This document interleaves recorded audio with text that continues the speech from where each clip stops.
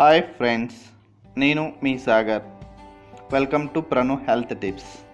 మీరు నా new videos information తెలుసుకోవాలంటే రైట్ సైడ్లోని రెడ్ కలర్ సబ్స్క్రైబ్ బటన్ని ప్రెస్ చేయండి. అలాగే పక్కనున్న బెల్ బటన్ని ప్రెస్ చేయడం ద్వారా నా న్యూ వీడియోస్ ఇన్ఫర్మేషన్ మీకు మెయిల్ ద్వారా అందుతుంది. ఇక మనం ఈరోజు వీడియోలో వడదెబ్బ గురించి తెలుసుకుందాం. వేడి వాతావరణం గురి కావడం లేదా ఎండలో తిరగడం వల్ల జ్వరం రావటం లేదా శరీర ఉష్ణోగ్రత పెరగడాన్ని వడదెబ్బ తాకడం అంటారు. ఇందులో శరీర ఉష్ణోగ్రత 40 డిగ్రీల సెల్సియస్ లేదా 105 డిగ్రీల ఫారెన్హీట్ వరకు పెరగవచ్చును. ఇది ప్రాణాంతకమైన స్థితి. ఈ వడదెబ్బ తగలడం వలన కలిగే లక్షణాలు ఇలా ఉంటాయి. అధిక శరీర ఉష్ణోగ్రత కలిగి ఉంటుంది. మానసిక స్థితిలో ప్రవర్తన అంటగా తికమక పడడం, అంటే కన్ఫ్యూజ్ అవ్వడం, ఫిట్స్ రావడం, తడబడడం, మూర్ఛపోవడం అలాంటివి జరుగుతూ ఉంటాయి.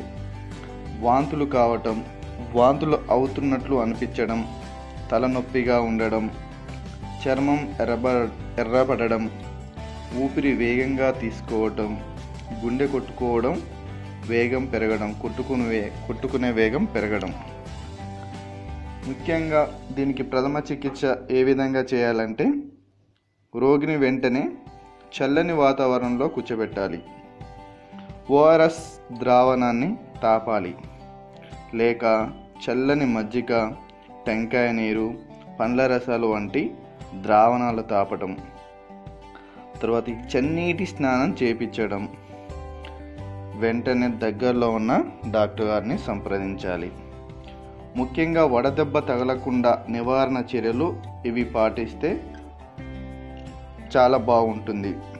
తెల్లటి వదులైన నూలు వస్త్రాలను ధరించడం, అధిక ద్రవ పదార్థాలను తీసుకోవడం, ఉదయం 11 గంటల నుంచి సాయంత్రం 4 గంటల మధ్యలో ఎండలో తిరగకపోవడం, ఒకవేళ వెళితే క్యాప్స్ కానీ, హెల్మెట్స్ కానీ, స్కార్ఫ్స్ కానీ ధరించడం ముఖ్యంగా చెప్పుకోవాల్సిన నివారణ చర్యలు. గుండె జబ్బు, మూత్రపిండాలు ఉన్న వ్యాధులు ఉన్న వారికి ఒకవేళ వడదెబ్బ తగిలితే అది చాలా తీవ్ర పరిణామాలను ఎదుర్కోవాల్సి వస్తుంది. Thank you friends. నా వీడియో మీకు నచ్చినట్లయితే షేర్ చేయడం కానీ, కామెంట్ చేయడం కానీ, సబ్స్క్రైబ్ చేయడం కానీ మరవకండి. బాయ్. మళ్ళీ కొత్త ఇన్ఫర్మేషన్తో మేము ముందుకు వస్తాం.